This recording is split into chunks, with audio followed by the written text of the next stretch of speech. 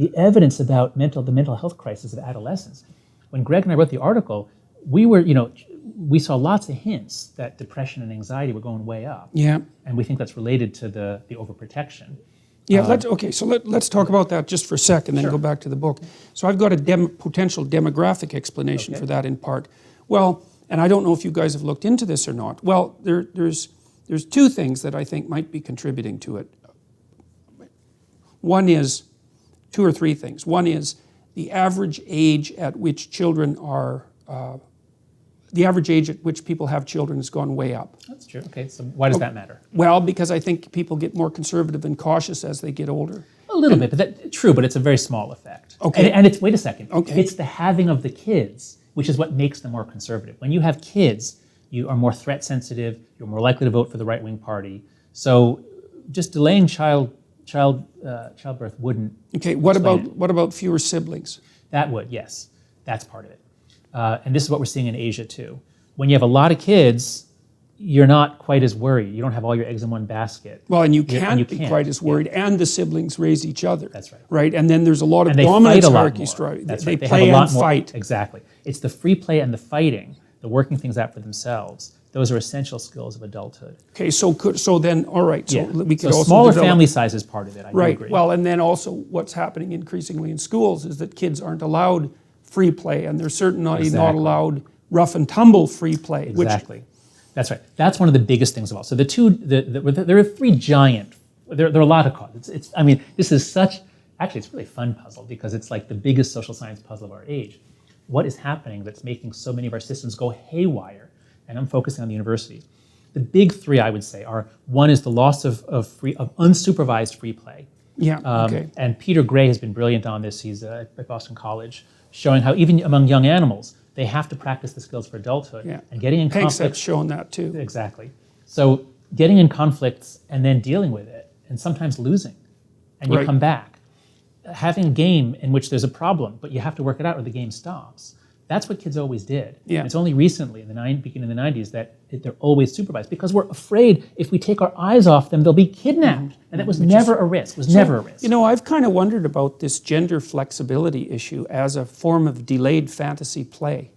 You're getting Freudian on me. Go ahead. Well, How does this one work? because it looks to me like that is, you know, when kids are little, and 3 and 4, say 3 to 7, they do a tremendous amount of identity play. You know, they pretend they're animals, they pretend they're parents, they pretend they're girls if they're boys, they pretend they're boys if they're girls. Like, they really do a tremendous amount of identity play. Right. And one of the things that's been really puzzling me is, well, what happens if that isn't, if they never have an opportunity for that because they're not engaging in fantasy play? Maybe it's just delayed till adulthood. Oh, that's interesting. So, because play, it's almost impossible to overstate the importance of that rough and tumble play, and then the fantasy play that enables you to adopt different identities, and then the negotiated games that you talked about that enable people to handle both victory, but even more importantly, loss. That's right. So no, that's plausible. That could well be. I have no opinion on. But the big three factors that I think are explaining part of what's happening on campus are, one, the loss of the unsupervised play, so that the kids there's always an adult present, and so they come to college and they expect there to be an adult or dean, somebody, if there's a conflict. That's one. 2 is social media, which hit just as iGen, internet generation. This is Jean Twenge's work. You know, we used to think that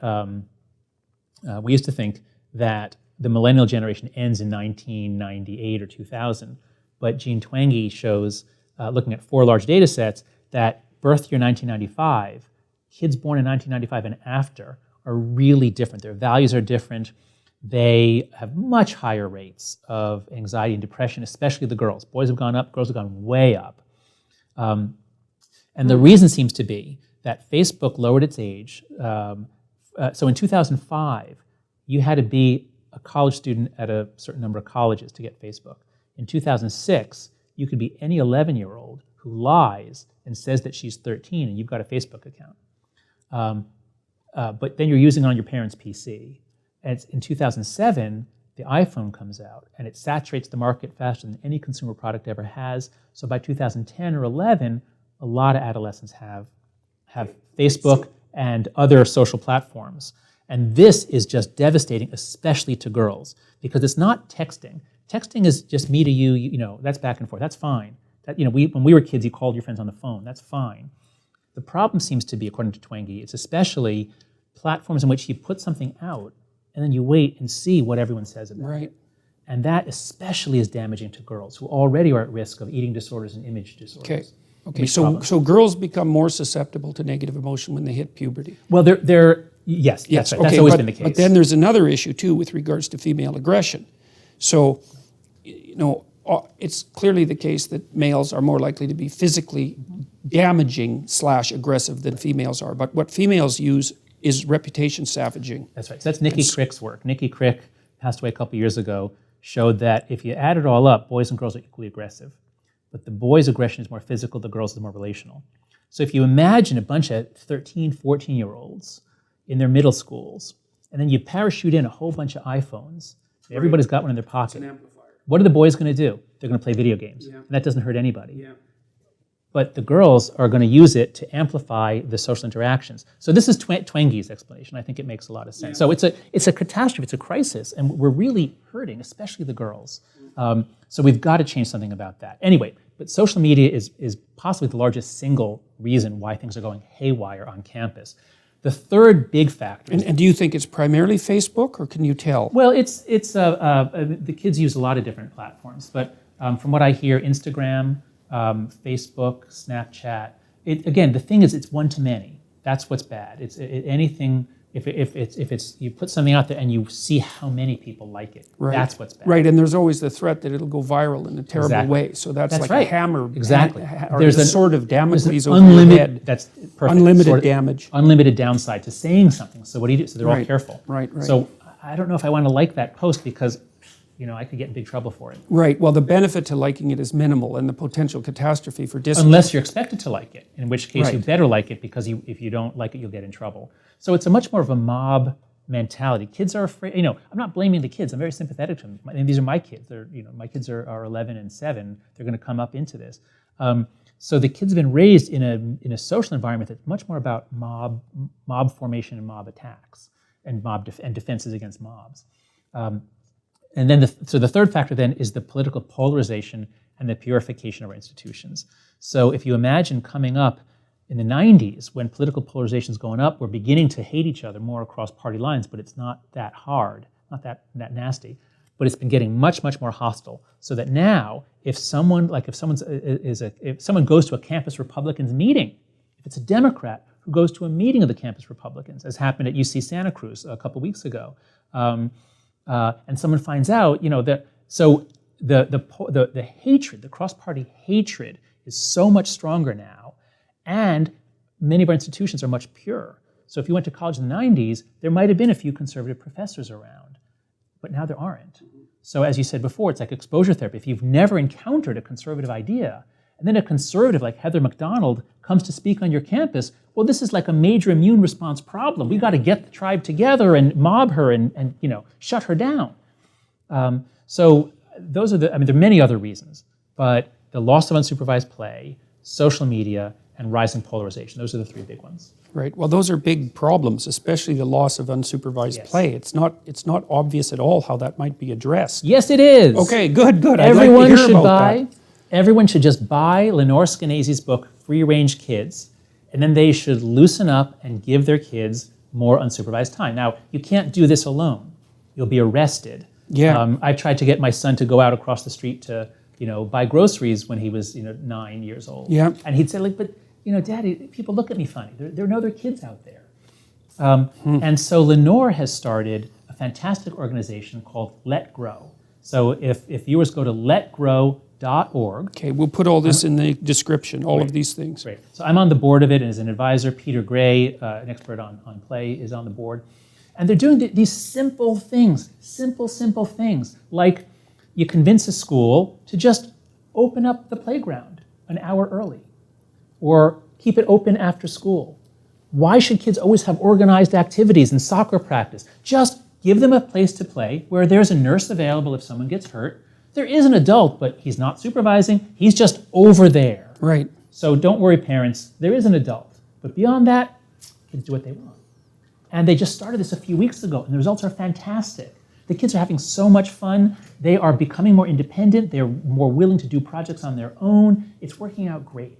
So that's you really good. can't do this on your own. But the thing is, we all know something's wrong. So those are very practical. That's a very practical piece of advice for schools. It's like open up the unsupervised play facilities and facilitate their use. That's right. Give everyone a place which is safe, and by safe I mean physically safe. Right. Never use the word safety to describe emotions and ideas. Safety means physical safety. So you've got to provide a physically safe place for the kids to play, and beyond that, you let them go. Now, there will arise problems of bullying. So if it's repeated harassment, Well, I know a book about that. What book? It's by Dan Olweus, called Bullying, What We Know and What We Can Do About It. And it was written, it's got to be 30 years ago. And Olweus cut the incidence of bullying in the Scandinavian countries down by 50%. And he really, really targets what bullying means. So he's not a safe space guy by any stretch of the imagination. I don't know what the origins of it are. I know that evaluations of his program in America show anywhere from 0 to 20% reductions in bullying. Yeah, well, so the don't effects know are much smaller in the U.S. In the U.S., yeah. Yeah, the question is whether or not they were able to implement them with the rigor he did in the U.S. But bullying programs are part of the problem because bullying clearly is a problem. We need to do something about it. But because we have what's called concept creep. Yeah. And so it's I now can gotten to imagine the what point. concept creep looks like even. Yeah, that's right. So now it's the case that if kids don't invite, if some kids want to do something and they don't invite another kid, they've excluded that kid. Right. Well, that could be bullying. Right. I've read of schools in Europe that don't allow kids to have best friends for exactly that reason. Yeah, well, because this is also something that really bothers me about the misuse of the IAT, because it's not that easy to distinguish in-group preference, which no one in their right mind would want to eliminate in-group preference, given that it governs your choice of mate and your behavior towards your family members, let's say. To distinguish that between out-group exclusion is no simple matter. And to tell kids that they can't have a best friend is another thing that interferes with an important part of their development. Yeah, I think both of us have spent a lot of time looking at ancient wisdom, at the writings of people long ago. And I often come back to Aristotle's claim that any virtue carried to extremes becomes a vice. So inclusion is a good thing. If people are being excluded because they have a physical stigma, or they're overweight, or their skin color. So we need to be looking at the reasons why kids are excluded. But if you say inclusion is the primary virtue, inclusion over everything else. And so if those two best friends are excluding others, no more best friends. Right. This is madness. Yeah. This is a vice. So I think that inclusion, again, it's a virtue unless it's carried to extremes.